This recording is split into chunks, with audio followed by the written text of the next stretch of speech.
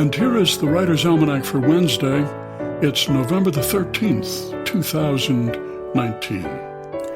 It's the birthday of the man who wrote the first memoir in Western literature, St. Augustine, born 354 in what is now Algeria. His Confessions, a 13-volume autobiography of his life and his conversion. 1789, on this day, Benjamin Franklin wrote a letter to his friend Jean-Baptiste Leroy, in which he said, "In this world, nothing can be said to be certain except death and taxes." It's the birthday of the novelist Lady Caroline Lamb, born in London, 1785.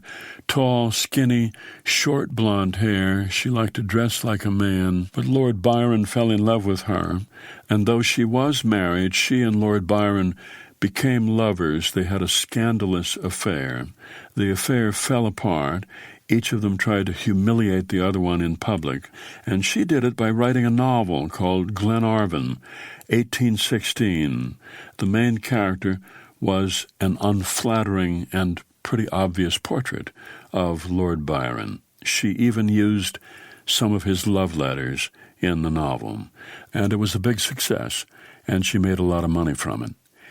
And it's the birthday of Robert Louis Stevenson, born Edinburgh, 1850, an only child, sickly, brought up in a devout Calvinist household. But his nanny was a storyteller. She told him stories about fairies and ghosts and read him adventure stories. He went to law school, but he never became a lawyer. Instead, he moved to an artists' colony in the north of France and fell in love with Fanny Osborne, who was 10 years older, recently separated, raising her children.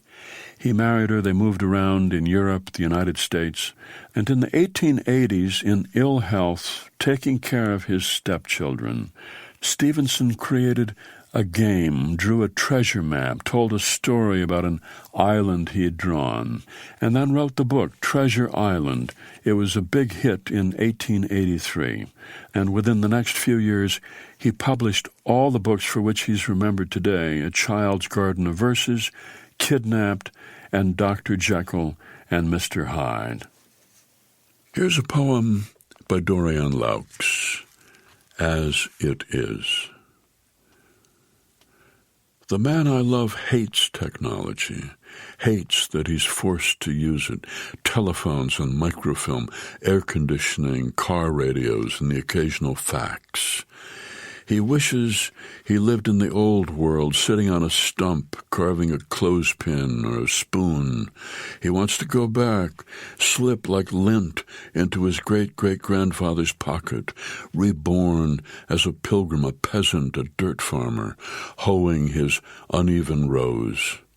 He walks, when he can, through the hills behind his house, his dogs panting beside him like small steam engines.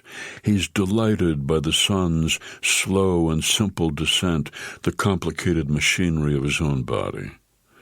I would have loved him in any era, in any dark age. I would take him into the twilight and unwind him, slide my fingers through his hair, and pull him to his knees.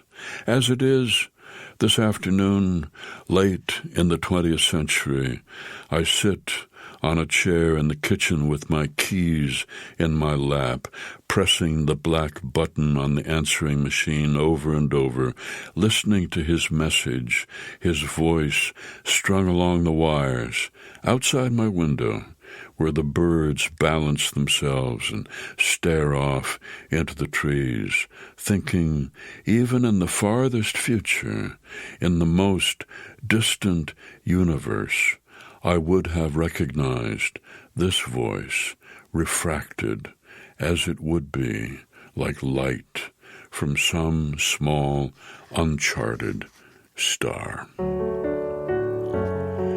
As It Is, a poem by Dorian Laux from her collection Only As the Day Is Long, published by W.W. Norton & Company and used by permission here on the Writer's Almanac.